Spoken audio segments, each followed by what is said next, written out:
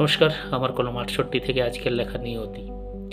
তোমার ছায়ায় কেটেছে কত না দিন রাত্রি, এভাবেই যেন থেকে যায় মোর দেহ তোমার আলিঙ্গনে। সব তবু থাকে না বেশি দিন, এভাবেই তো চলে যেতে হয় সবারে। সমস্ত জগৎটা জানে পৃথিবীর বুকে শ্রেষ্ঠ তুমি, আর তোমার ওই ভালোবাসা যেখানে নেই কোনো চাওয়া পাওয়ার অভিমান।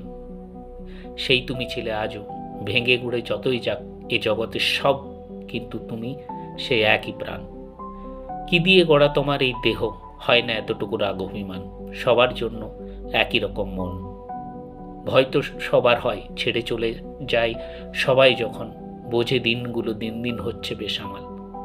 তুমি কিন্তু সেই একই রকম রয়ে গেছো, পালাওনি তবু, ভেবে এত কিছু দেখার জন্য কেন জন্মালাম। সেই তো স্নেহ ভরা তোমার আঁচল দিয়ে সামলে রাখার প্রতিজ্ঞা, যেন জন্মটা তোমাকে ভেবেই, তাই সবাই একদিন তোমার দিকেই চেয়ে করে যেন ভিক্ষা।